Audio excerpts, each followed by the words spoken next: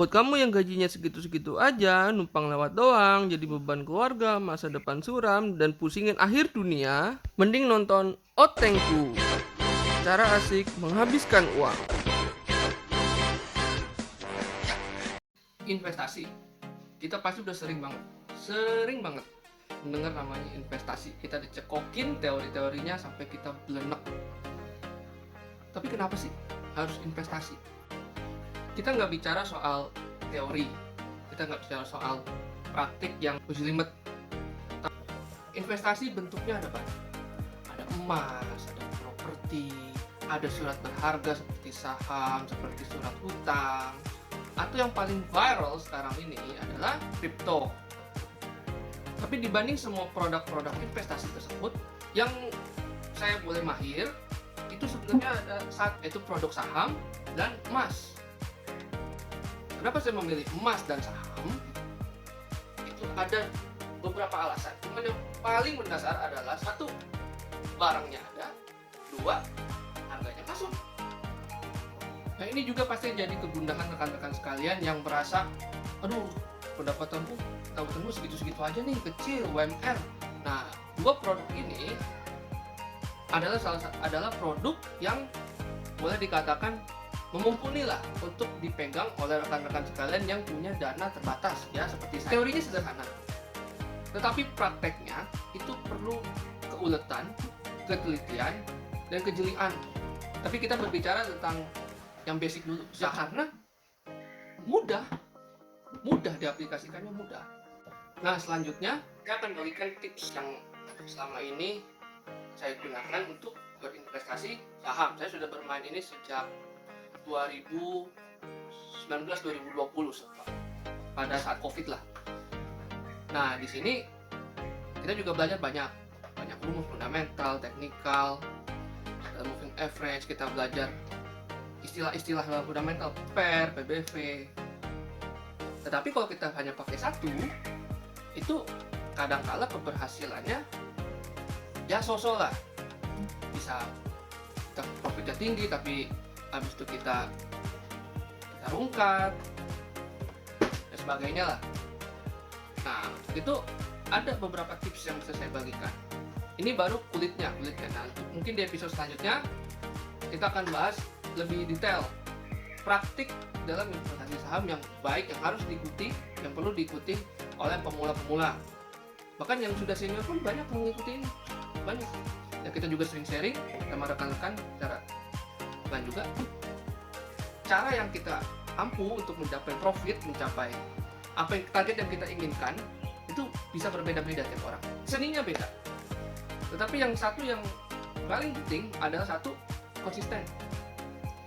konsistensi pada istilahnya banda saham yang kita pilih.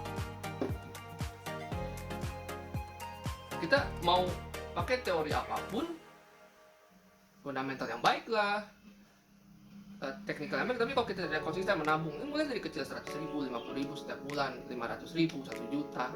Tapi kalau misalnya nggak diteruskan, tidak konsisten, ya akan segitu aja profitnya. Lalu yang kedua adalah sabar.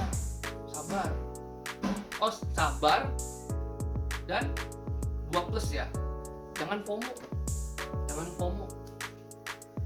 Kita kena benar-benar belajar banda yang kita pilih ini adalah banda yang baik apa tidak, perusahaan yang baik atau tidak. Ini kita berbicara soal saham di mana ini ada bendanya, ada PT-nya yang mengelola uang kita nih, misalnya kita berinvestasi.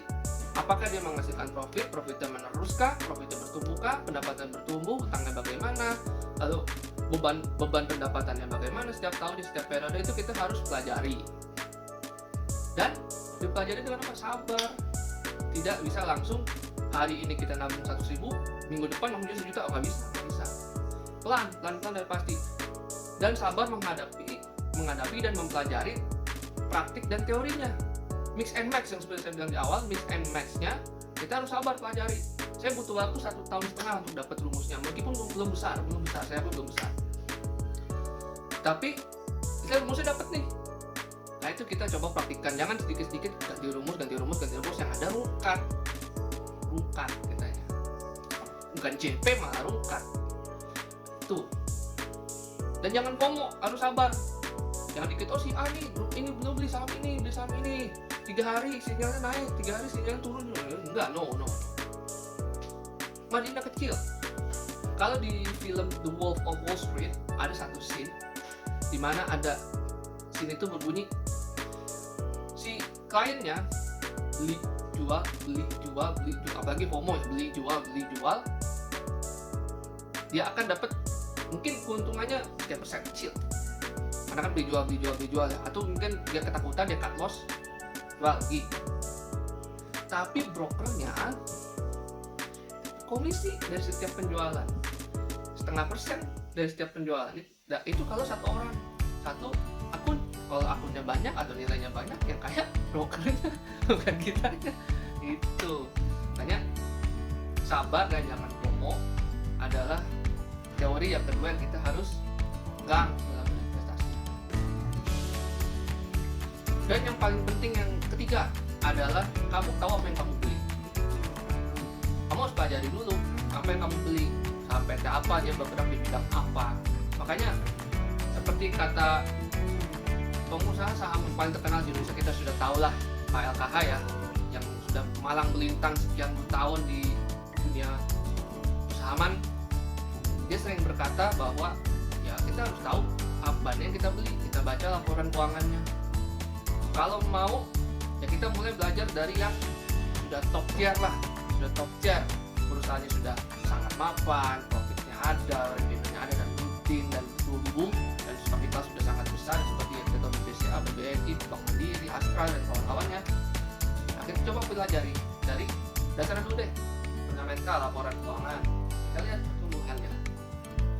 Nah, ini teori ini yang mungkin di channel-channel lain juga pasti banyak lah teorinya. Tapi saya akan coba ulik, lebih mendalam, sehingga apa yang mungkin kita terlewat mungkin di channel ini bisa bermanfaat. Kita bagi informasi yang mungkin terlewat di tempat lain, dan saya harap sih bermanfaat ya ke depan. Nah, dari situ baru ketahuan bagaimana dia menghasilkan uang, bagaimana dia memutar uang, bagaimana dia menggandakan uang. Dari situ juga kita bisa tahu proses perkembangan PT-nya bagaimana, dan nanti akan bertumbuh ke kitanya. Kita maunya membeli dari barang yang bagus. Kita semua tahu istilah ini lah, Mercy harga bajai. Itu yang teorinya kita harus perhatikan. Mercy harga bajai itu kayak gimana sih bentuknya? Nah, itu kita akan kulik selanjutnya. Karena kita paling tidak walaupun nggak Mercy harga bajai, kita membeli bandar yang bagus, sehingga resiko yang kita dapatkan mungkin kurang lah, apalagi kita yang pemasukannya terbatas.